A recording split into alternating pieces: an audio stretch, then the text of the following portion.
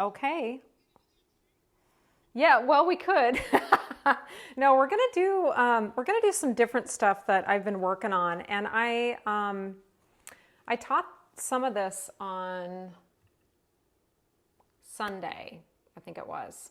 Yes, Sunday, and then I taught it again on Monday night when I subbed, and it was very well received. So fingers crossed that it'll all go well.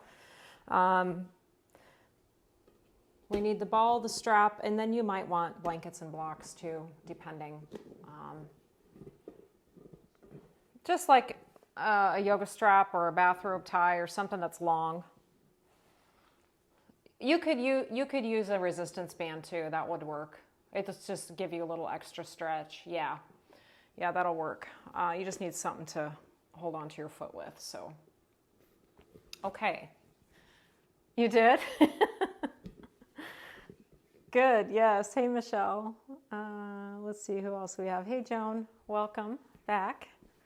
Okay, so this is Rest and Restore Happier Hour, and we're going to do a little bit of movement, a little bit of passive kind of quote-unquote stretching, and using some of our tools here. So we're actually going to use this ball, first of all, as a way to get in touch with our breathing, and also use this object to give us some feedback about our breathing expansion. So if you don't have a ball, you can just use your imagination. And we're actually going to start tonight's practice standing up, and we'll casually let that ball hang between our right rib cage and our right arm. And so if you don't have a ball, what you could do is wad up a towel or a blanket or something that will just be there in between your ribs and your arm. Something lightweight that won't be too much effort for you to hold. You could probably even use a balloon as long as you don't pop it. And then you're just going to stand how you stand. Set your feet in a comfortable position. Put a light seal on your lips. And you're just going to start breathing through your nose, just like we do.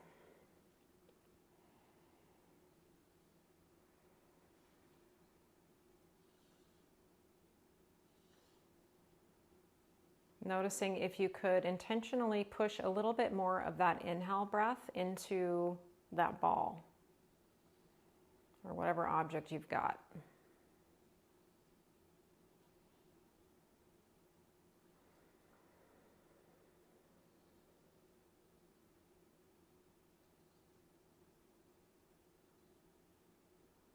Sometimes with the eyes closed, we're more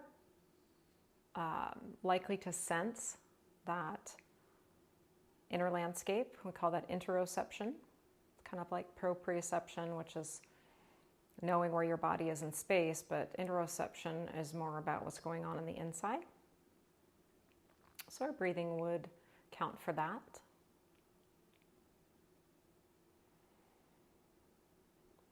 And now we're going to get a little more energetic with this object. So you're going to turn your arm so that your palm is facing upward, like you're holding something in your palm, and then you're going to compress your arm into the ball or the blanket or whatever you've got, and let that compress into the right side of your ribs. And notice if your shoulder hiked up at all. See if you can kind of counter that with just a little bit of depression in the shoulder blade. And then maybe now with a little more pressure against your ribs, you can sense your ability to breathe in that spot. And if it helps you to take in more air and increase the volume, that's totally fine to do. But if you feel like you're breathing up here in the accessory muscles around your neck or shoulders, then just try to keep that breath really simple and small.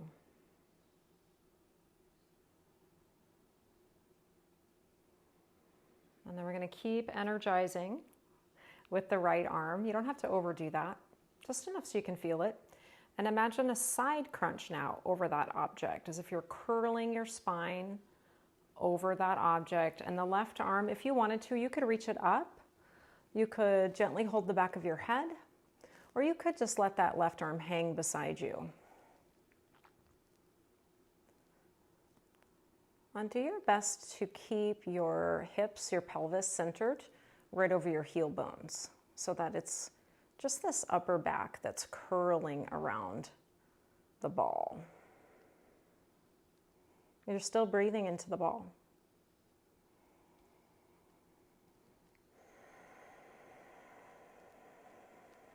Slow down your exhales just a little more.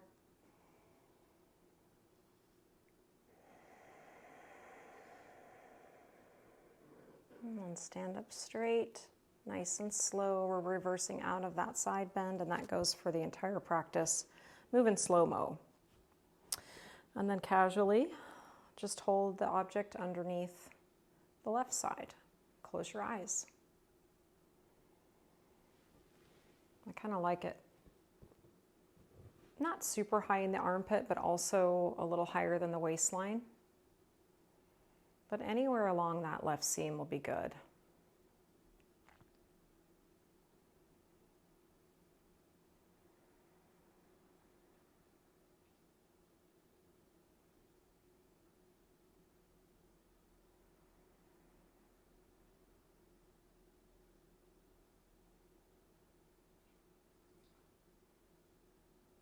Maybe here as we're breathing on this first casual round of holding the ball, you can sense your inner cylinder and the kind of the mechanics or the relationship there. As you inhale your breath, the pressure of the lungs changes. We need to make space there. So your diaphragm and your pelvic floor, they descend when you're inhaling. And that's not something you have to think about because it just happens for you. And then as you exhale, they rebound back up to push the air out of your lungs.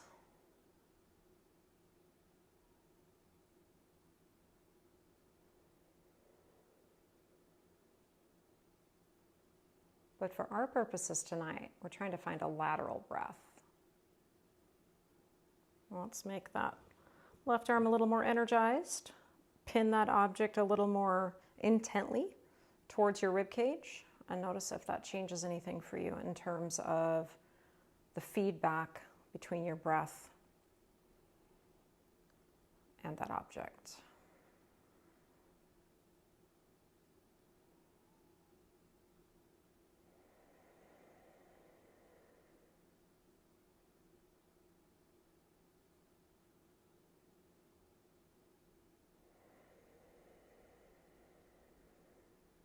And then we'll add that side body flexion, as if you could curl your left spine over a big ball.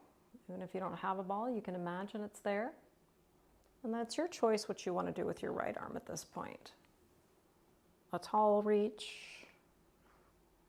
I like the hand behind the head for whatever reason. That bending of the elbow just puts a little bit more tensional stretch on my tissues, so I can feel the lats lengthening a little bit more, especially on this side.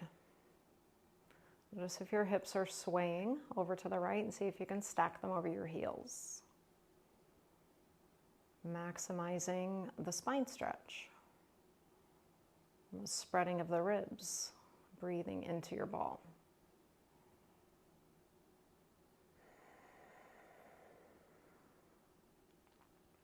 And then you can release out of that. Set your object down by your side. Anywhere is fine. We'll use it in a little bit. And then you're going to take your feet a little wider than your hips, or maybe a lot wider than your hips. Bend your knees as much as you want to. And then start to tip your pelvis forward over your thigh bones until you land in a casual and soft forward fold. And we're inviting gravity to decompress that whole central channel, including your neck and your shoulders. So I invite you to let the shoulders shrug up by the ears for just a moment. And then intentionally draw them down away from your ears. Just that movement again. Let your shoulders shrug. Gravity's pulling your arms down. And then try to slide your shoulder blades into your back pockets. Again, last one.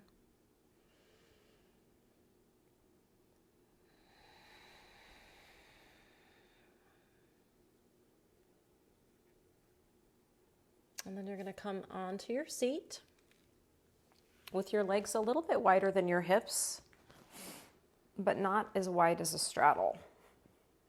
If you need to shim your pelvis so that your pelvis feels like it's about neutral rather than tucked under, please do that now.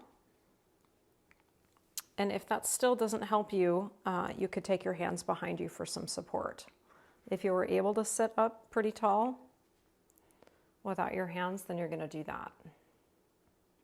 And we're going to start with a simple axial rotation of the thigh bone. So as you roll on the inner and outer borders of your heels, your thighs are going to rotate internally and externally. Try to get this movement to start up here at the hip joint rather than the ankle or the knee. Just as a way to invite a little bit more control from the hip.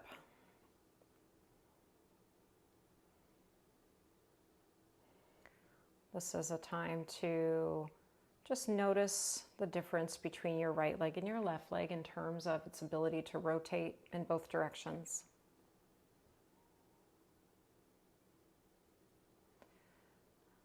And without overdoing it, try to test the edges here. How far can you go in before you meet resistance? And how far can you spiral out before you hit that wall?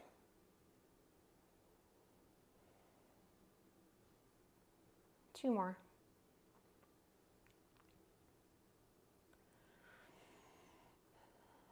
Our next position is going to be 90-90, and the ball would only be helpful for you if you wanted it for feedback. So the other thing you can do in terms of feedback is actually just use your hand to touch the ribs instead of holding that ball. Let's set the legs up so that the right leg is out in front. That one's going to be externally rotating. And then the left leg is off to the side, internally rotated. This is our pinwheel shape that we've made. Now it doesn't matter so much if your heels are far away from your body like mine are, or if it's more comfortable for you to bring your heels closer to you. The point is just to get yourself into the staggered position where one leg is externally rotating and the other is internally rotating. And then you're either going to use your right fingertips to touch on the left rib cage, or once again, you're going to put that ball or some sort of feedback object underneath your left arm.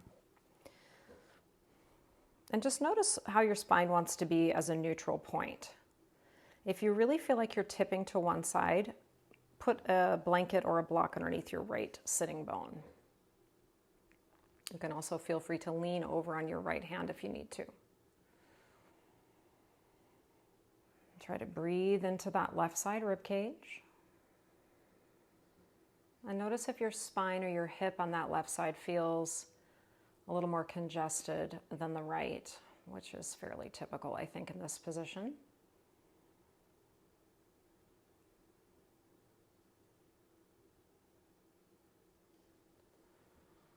And then for those of you that are using the ball, you're going to interlace your fingers and hold on to that ball a little bit tighter. If you're not using the ball, you can wrap both arms around your front side so that your fingertips are kind of digging into the sides of your ribs. And then we're going to rotate a few degrees to the right and to the left, and it doesn't matter which way you go first, but it's mostly here in this upper trunk.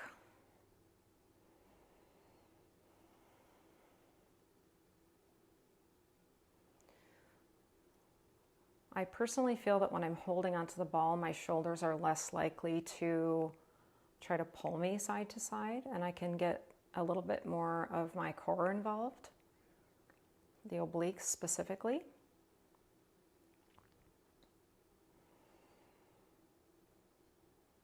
And then find what feels like a pretty neutral spine position in terms of rotation and lateral flexion. And then you're going to go little side to side movements, knowing that as you turn to the left or side bend to the left, your range might not be a lot. And when you lean to the right, your left hip might try to raise up. So keep it small enough that you can keep your pelvis grounded. Now, when I was teaching this the other day, I was observing students just moving their head side to side. So you might just check in to see if your ears are staying the same distance away from your shoulders as you move your spine from that midline area. And the head is just along for the ride. So we're not flexing the neck in any way.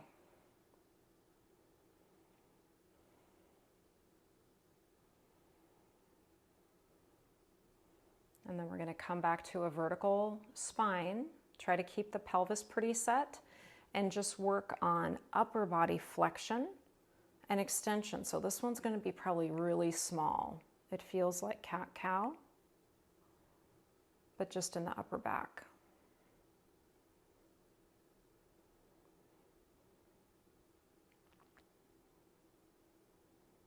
Contracting on the back side and then trying to contract a little bit through that front core to dome forward. And then we're going to have a nice little yin style passive stretch hold with this leg position. So you could either fold straight forward, kind of from your groin in between your legs, or you could actually twist yourself a little bit more towards the leading leg, the right leg. And you've got your blocks here, so if you wanted to, or hopefully you have your blocks, you could rest your forearms there. I saw a gal on Monday night and she had made herself this nice little bench and she wound up resting her head on her ball. So you're just going to get settled into any style of a fold, either diagonally or just straight forward. And I'm going to set my timer. And we're going to go for about 3 minutes here tonight.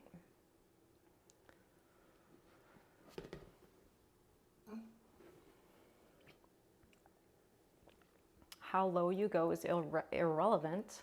Having trouble with words today.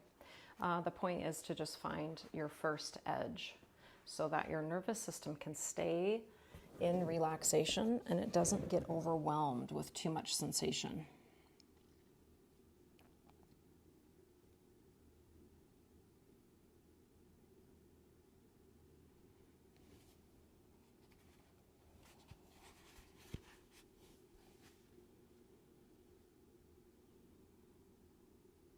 And without trying to manipulate anything with your breathing, just notice it again. To pass the time, you could count the length of your inhales and your exhales. They don't have to match. In fact, it might be even better to make the exhale last a little bit longer.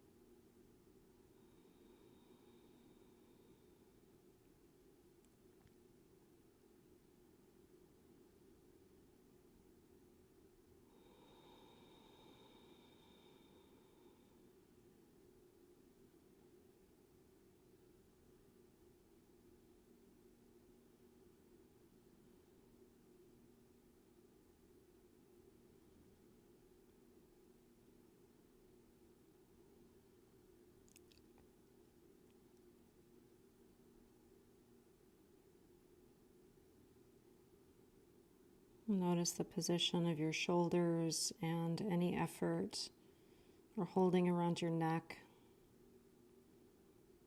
And keep your mouth soft but closed. I like to let my tongue just lay gently in the roof of my mouth, just as a way to sync up with that nostril breathing.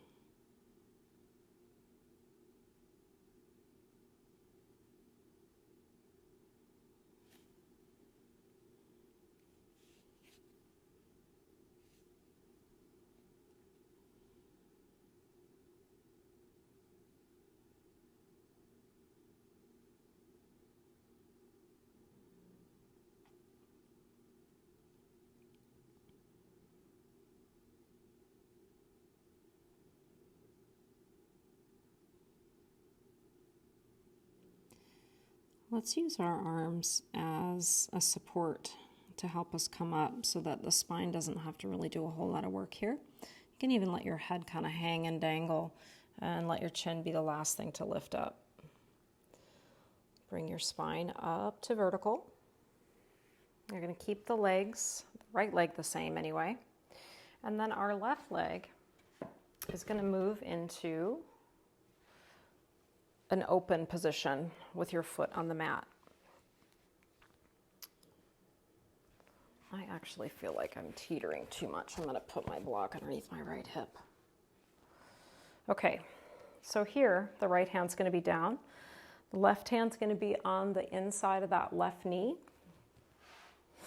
And then you're just going to let your shoulders pivot from front to back, which is going to take your upper T-spine into a little rotation.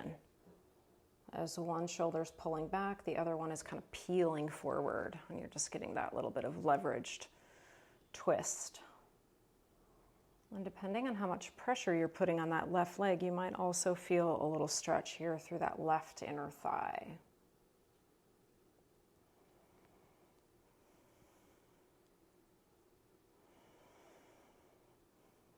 Last one, little pivot.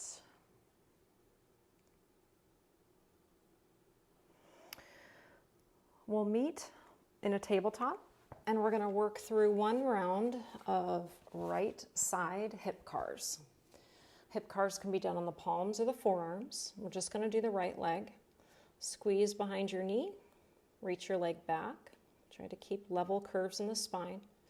Angle your knee outside the body and then pull it around and in towards your chest. And then start back in the other direction. Pull in. Open wide. Keep your arms straight if you can. Internal hip rotation. So you're trying to make your shin vertical. And then you're going to take it back into extension. Give your glutes a squeeze. And then set your knees down. You can have just a little bit of a child's pose here or just a simple kneeling pose before we do our pinwheel on the other side.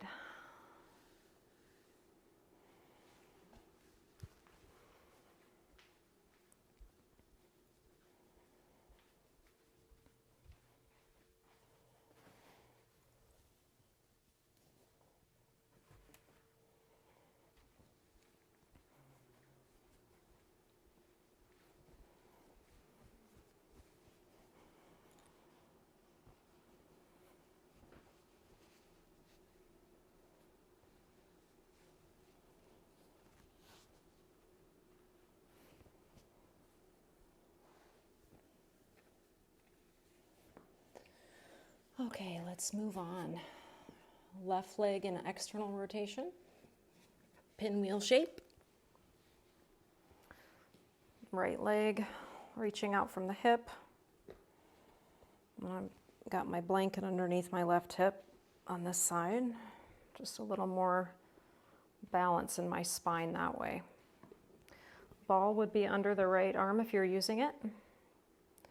And for now, we'll just try to find some easy breaths with a tall vertical spine.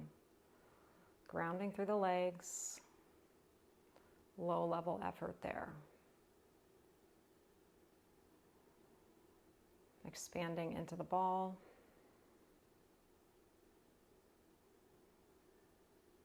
Side body breathing.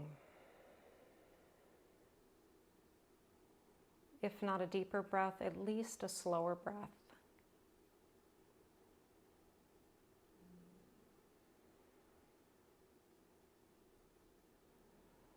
And then you can hold your own hands or wrap your arms around your trunk to feel your ribs.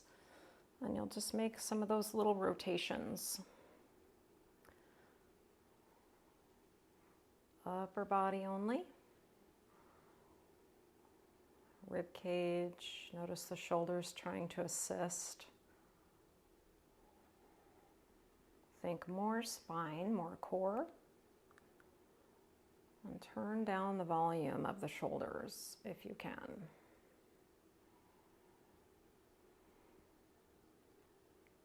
And then we'll go into the lateral flexion, curling over the ball. and then curling towards the left side. Oof. This side's quite different for me tonight than the other one. Spine feels a little more mobile with this leg orientation.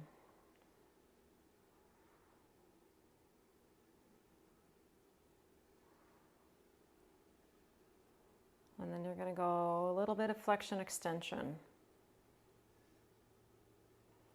Notice that your pelvis wants to tuck.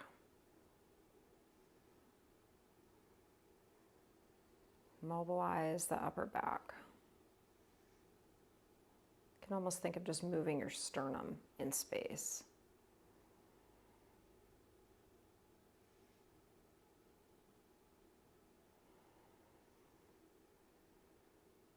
And then you are going to create a hip hinge instead of just a forward fold, either turning a little bit towards the left leg, or you can stay kind of centered out in front of your pelvis. Last time I put my ball kind of right in my belly, low ribs area. That was nice.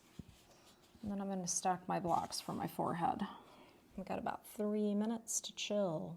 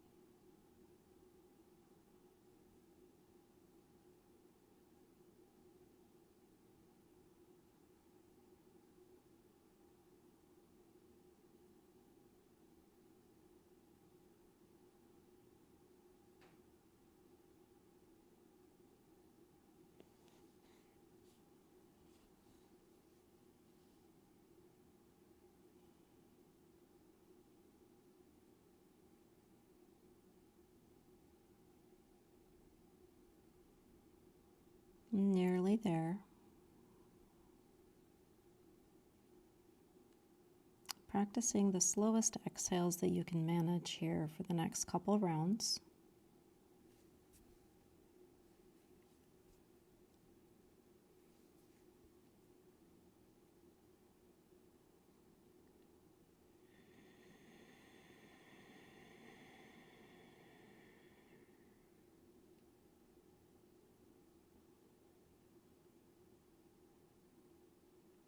A soft restriction in the throat can sometimes bring just a little more heightened awareness to the exhale, but keep that pretty low level. We don't want to be harsh with that whispery breath. Oops, I hope you can't hear my stomach growling. Okay, friends, let's use our arms just like you're doing a push-up. Put the work there. Head comes up lazily at the very last moment. Left leg's going to stay where it is. The right leg will open up. Stamp down your foot. And that foot can really land anywhere. You could pull it way away from your body, or you could have it pretty close. Left arm is just resting like a kickstand. Right hand is going to press against that leg any amount. And then just a soft, leveraged rotation through the ribs and shoulders.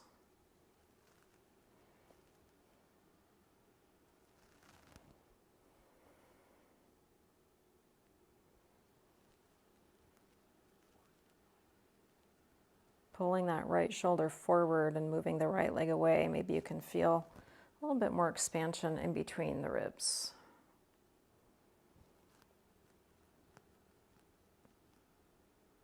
Last one.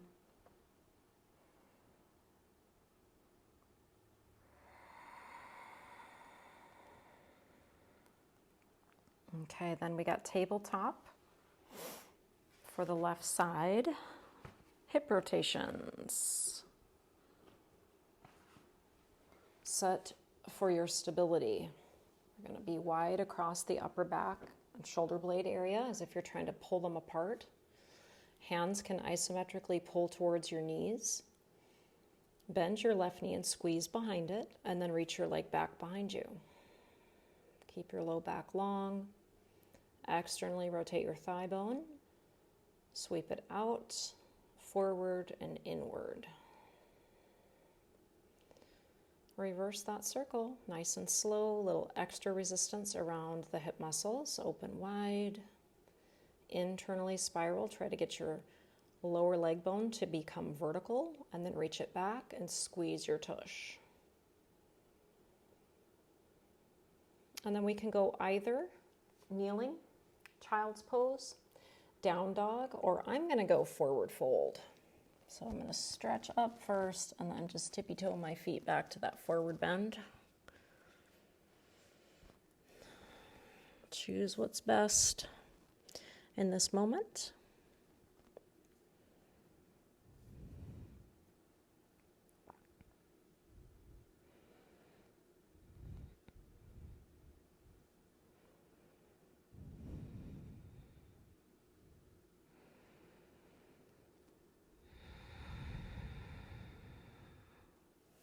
And then you're going to make your way back to your seat.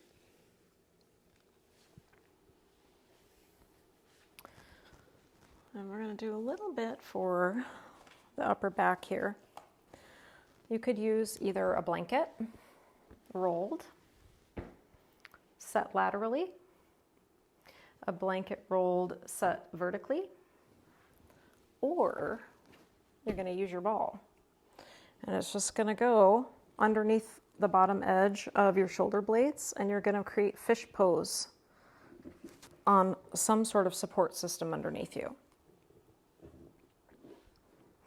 Now, if I have that ball underneath me, my head's way too far away from the ground. So I'm going to use my ball, or excuse me, my block on the low side as a pillow.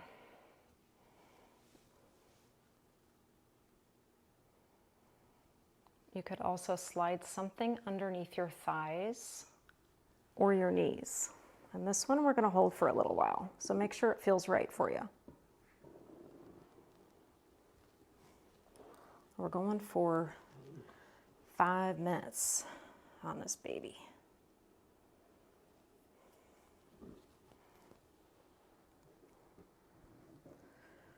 Not too high in the shoulders, not too low in the low back. Find that Goldilocks spot right in the middle. This is why I really appreciate this ball, because your body forms around it, even more so than a soft object like a blanket.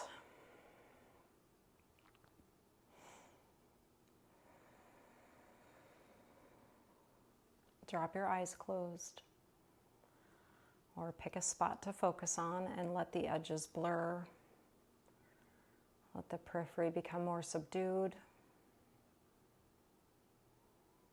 And maybe here you can think of breathing into your back body.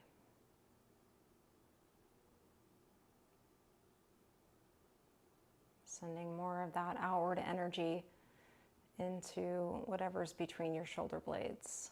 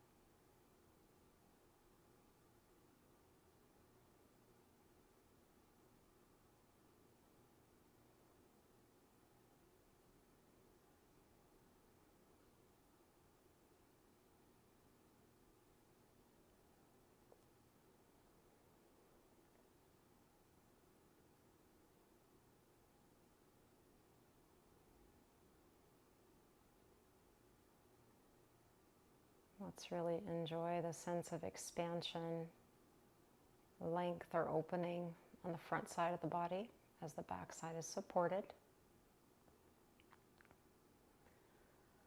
Giving up just a little bit more of your body's weight to the gentle tug of gravity. I just caught myself holding around my shoulders a little bit, around my neck.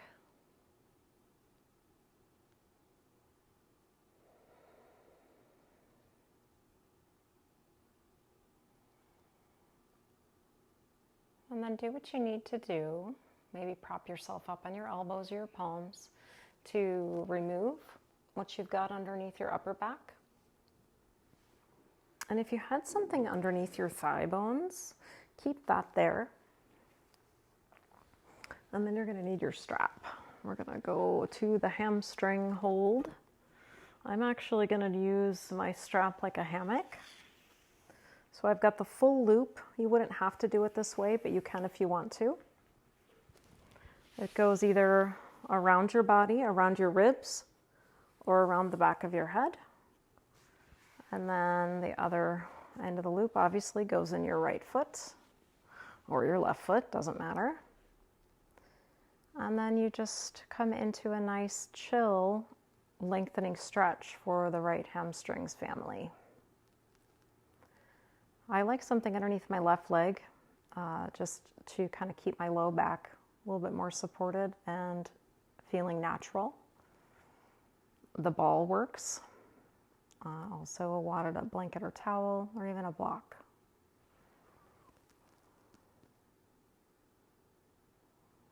Once you get arranged, try to find a little bit of stillness. If you don't want to put that strap behind your head, just hold your strap ends, obviously.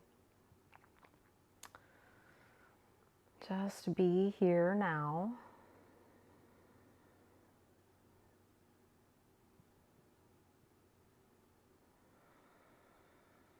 And breathe.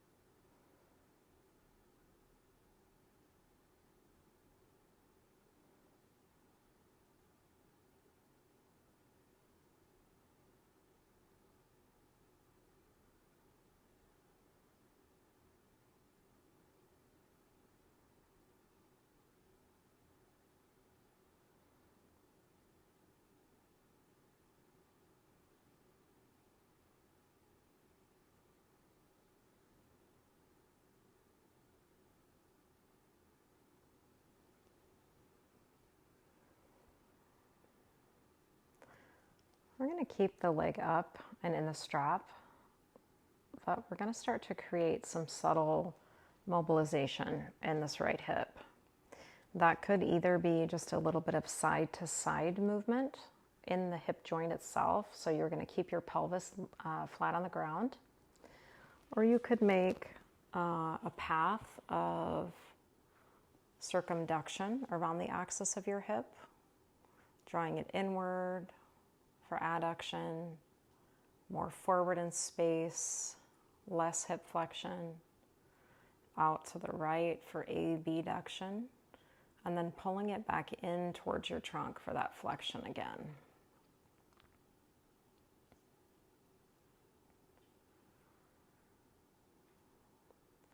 As you move your leg, every now and then vary the rotation. So remember when we were sitting on our tush with the legs in the V, we were rotating at the thigh bone.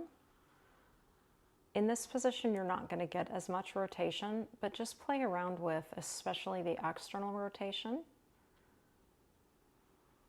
I notice when I rotate outward and pull my leg crossbody, I get a nice tensional stretch down the outer seam of my leg. You don't want to make it too intense, just enough that you can feel it. And then likewise, you can play around with a little internal rotation.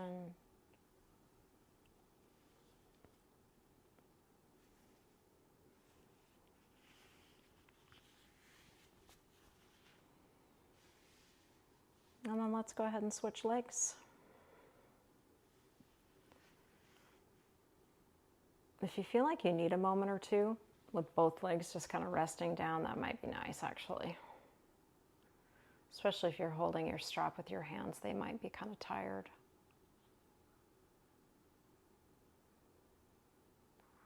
But the silver lining is we can use the strap holding as a way to improve our endurance for grip strength, which we don't really get a whole lot of in yoga.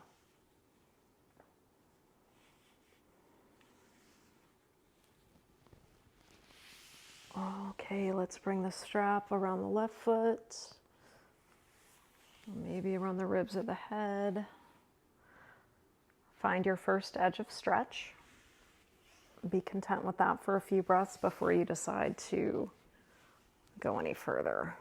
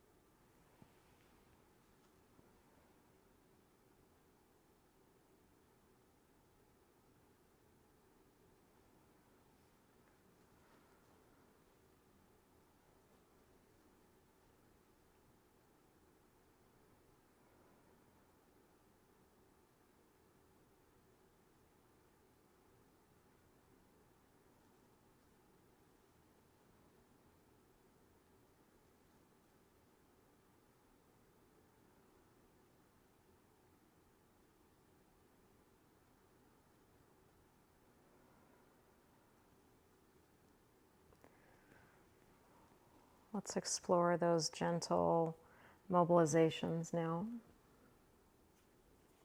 Any combination of the hip movers.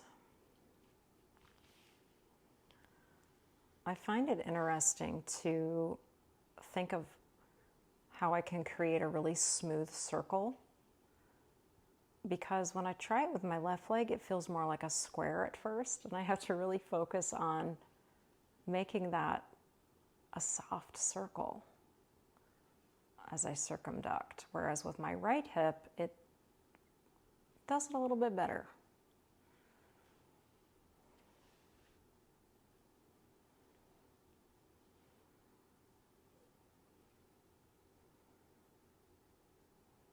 You can also just pull cross body and wide a few times, testing the borders as we keep grounded at the base on the sacrum.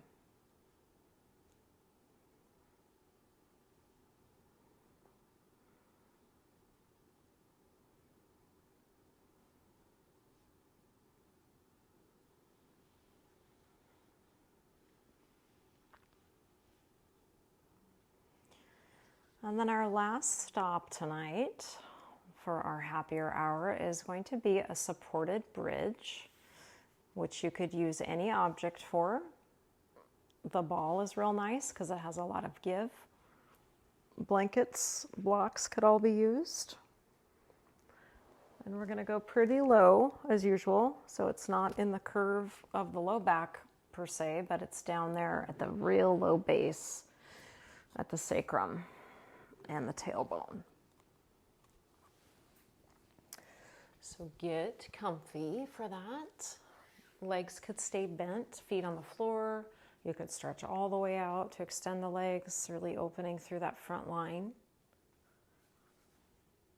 It would also be worthy of exploring that inversion with the legs up.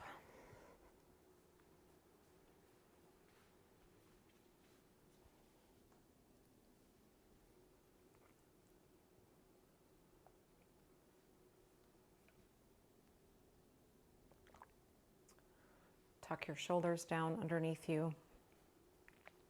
Bring some spaciousness into your neck. Take a few really intentional full in and out breaths. Expand in that 360-degree range all around your core and your trunk. And then maybe you want to let it go with a little sigh today. And just take a few more like that, in and out through the nose. Maybe an escape out of the mouth every now and then.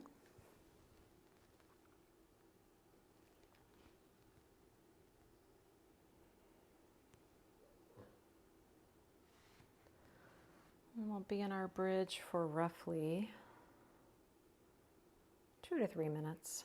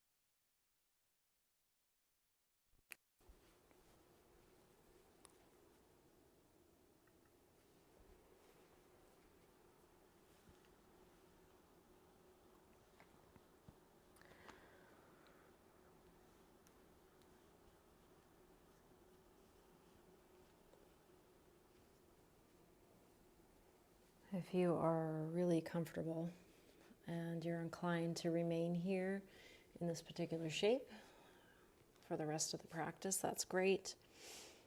But if you would prefer to get rid of the props and create a little bit more of a Shavasana shape, you can do that now. Perhaps you put something under your head or over your eyes, underneath the thigh bones, creating a shape of ease and effortlessness for these last few minutes of class.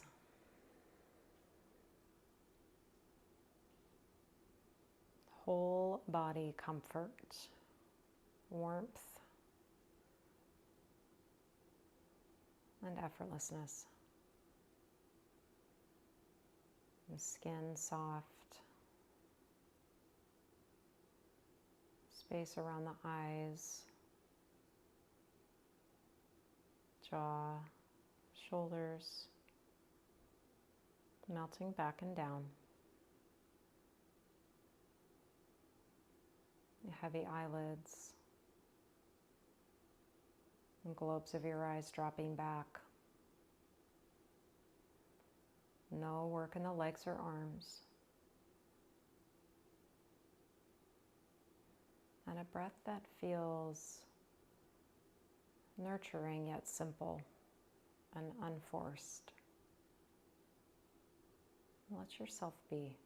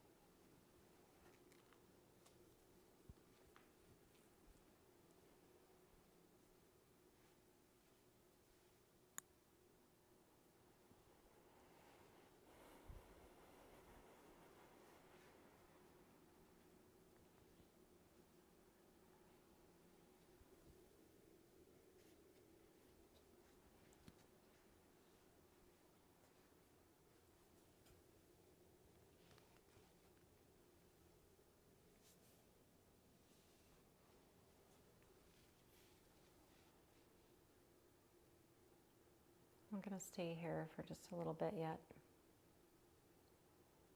Feeling the backside of you or whatever is touching the earth.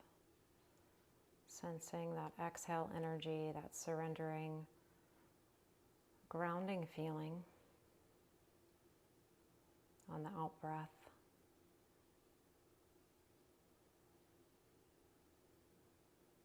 And then a sense of refueling or nourishment with every new breath that comes in.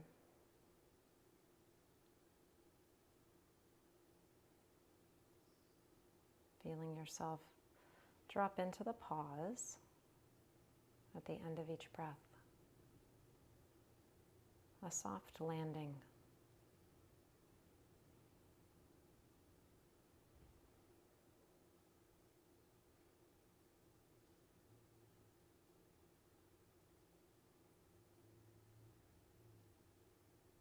I'm going to let you decide when things need to change for you. My guidance is complete for tonight. And thanks for being here and taking care of yourselves. See you again soon. Namaste.